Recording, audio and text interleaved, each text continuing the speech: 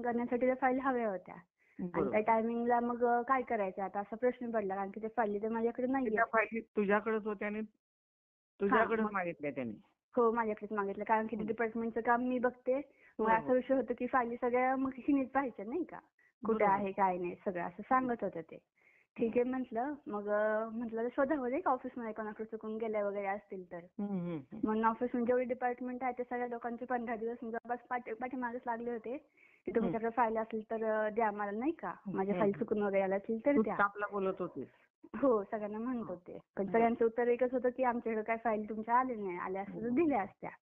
मग आता त्या फायली काय, तुझं टेन्शन वाढत गेलं. हो, खूप टेन्शन. म्हणजे आता मला झोप पण असं येत नव्हती. जॉब गेलं तर मग कसं पुढे कसं नाही का. त्याच्यावर हो, आणि त्यात कॉन्ट्रॅक्ट वरचे म्हटलं एकदा त्यांनी जर हे केलं तर मग पुढे परत इश्यू होतात ना सगळ्यांना.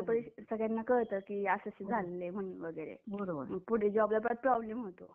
त्याच्यामध्ये सगळं टेन्शन होतं. एकतर जॉब जाईल का, फायली कशा काय भेटतील, एवढं सगळं टेन्शन खूप होतं त्या टायमिंगला. बरोबर. त्याच्यानंतर मग ह्याच मंथ मध्ये मी अजितदादांना मेसेज केला होता, कॉल पण केला होता, पण ते कामामध्ये वगैरे असल्यामुळे त्यांनी फोन नसेल रिसिव्ह केला. मग मी तुम्हाला कॉल केला नाही का, मेसेज वगैरे केला की माझ्या अशा फायली हरवल्यात म्हणून. तुम्हाला म्हणजे कोणाला?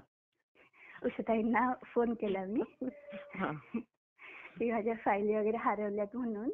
तर म्हणजे ह्या जस्ट रविवारचीच गोष्ट आहे, 10 तारखेची. त्यांना मी मेसेज केला तर त्यांनी मला संध्याकाळपर्यंत काही उपाय वगैरे सांगितले करायला, सेवा दिल्या. तर त्या सेवा मी रविवारपासून सुरुवात केली. ह्या सेवा पण कसं दादांनी सांगितलेलेच आहेत. आम्ही पण कॉल लावला दादांना, दादा उचलले नाही. मग मी आणि मिलिंद दादा असं परस्पर देतो का, तर कोणत्याही मुलीचं काम अडू नये. तशीच मी पण तुला सांगितले. ठीक हो. तर 10 तारखेपासून मी सेवेला सुरुवात केली. आणि 10 तारखेला मी ना आधी गुरुचरित्र 10 रविवारी सांगितलं की गुरुचरित्रचा अध्याय, आपलं तारक मंत्र आणि घोर संकटोद्धरण स्तोत्र आहे. हो, तर ते स्तोत्र हे सगळ्याचा मला पाठ करायला सांगितला. सकाळ संध्याकाळ असं 2 टाइम सांगितला होता. तर त्या पद्धतीने मी करत गेले. त्याच्यानंतर मग सोमवारी तुम्ही सेवा दिली की मला महादेवांच्या मंदिरात जायचं, त्यांना बेलपान आणि साखर वाहून मग त्यांच्याकडे प्रार्थना करायची. आणि त्याच्यानंतर मग मंगळवारी हनुमानांच्या मंदिरात जाऊन बजरंग बाण ते वाचायला सांगितलं. मग तेवढे तिथपर्यंत उपाय मी करत गेले. आणि काही नव्हे ते मंगळवारी ते ऑडिटर आले बरं का ऑफिसमध्ये. जवळपास मंगळवारी आले. हो, मंगळवारी आले. म्हणजे जवळपास ते 2 महिन्यानंतर ते अचानक उगवले नाही का. आणि तरी पण मनात माझ्या होतं की त्या ऑडिटरला तोंडावरती विचारावं की तुम्ही फाईल वगैरे घेऊन गेलात का. पण कसं होतं, आपण एक लिमिट असतं जॉबमध्ये. मग त्यांना विचारायची एवढी हे नव्हती नाही का, हिंमत नव्हती की डायरेक्ट विचारावं कसं त्यांना. हो, मग तो विषय होतो.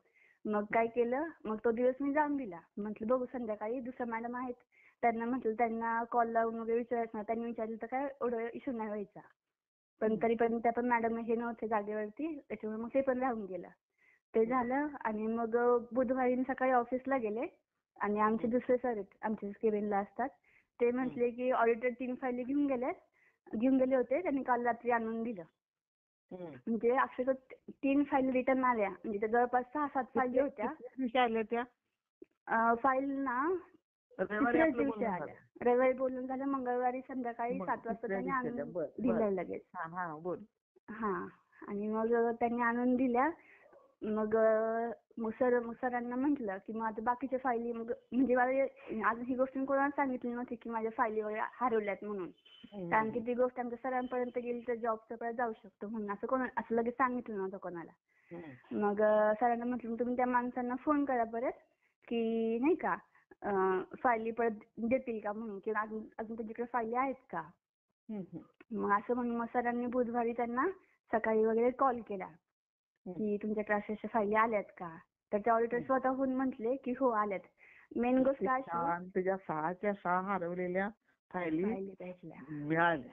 हो, मेन गोष्ट म्हणजे सांगू गंमत ना, म्हणजे मला अशी इतका झाली. आनंद झाला ना तू फोन केल्यानंतर. म्हणलं मी हा. फोन करतो कावळा बसायला आणि फांदी मोडायला. त्याच्या प्रकारे मी हो. तुला इमर्जन्सी सेवा दिली आणि तुझे हो. 3 फायली सापडल्या. मलाच खूप आनंद झाला खरं सांगते तुला. हो. आणि हो. आमच्या दुसऱ्या डिपार्टमेंटचे मॅडम होते ना, त्यांनी म्हणजे मागच्याच महिन्यात त्यांना ऑडिटरला कॉल केला होता की आमच्या काही फाईल तुमच्याकडे आहेत का?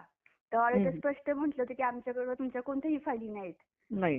नाहीयेत. आणि मग म्हणजे तेव्हा नाही सहसा नाही बोलले आणि जेव्हापासून मी सेवा वगैरे करायला लागले, या सगळ्या हम्म. गोष्टी ठरवले म्हणजे मार्ग मिळत गेले. आपण हम्म. म्हणतो तसे. हो हो हो. हां. मग त्याच्यामुळे मग आता बुधवारी तरी मला सगळ्या फाईल भेटल्या. अध्यात्मामध्ये हं. धार्मिक सेवा केली की वाया हं. जात नाही. मान्य हो. ना आता? हो, मान्य आहे ना. मला सांग आता, हं. इतर महिला सेवेकरींना तू काय सल्ला देशील? अं, काही प्रॉब्लेम असतील तर अजितदादा आणि उषाताई आहेतच. आम्ही प्रत्येक मी गोष्ट काय सॉल्व्ह नाही बा, करायला. मी फक्त कॉल घेते दादा, फक्त सर्वे दादा. हो, पण तेवढं पण मानसिक काय म्हणतात आपण एक स्टॅबिलिटी भेटते आपल्याला, की अरे हा आपल्यासोबत कोणीतरी आहे. हो. आणि अडचणीच्या काळात माणसाला असं होतं की काहीच सुधरत वगैरे काहीच नाही. मग अशा वेळेस मार्गदर्शन म्हणा किंवा असं वाटतं की गुरु असणं माणसाच्या आयुष्यात किती महत्वाचं असतं. हो हो हो. नाही का? बरोबर बरोबर. आणि आपली प्रत्येक सेवा ही आपण प्रत्येकाने म्हणजे प्रत्येकाची आराध्य देवता वेगवेगळ्या असतात किंवा त्यांचं जे काय असेल प्रत्येकाची सेवा करत जाव्या. हो हो. काही प्रॉब्लेम असेल तर अजितदादा आहेत, तुम्ही पण आहात. हो, हो, हो. ठीक आहे ताई. हो. हो. तुमचा अनुभव आम्ही शेअर करतो. हो. श्री स्वामी समर्थ. धन्यवाद. धन्यवाद.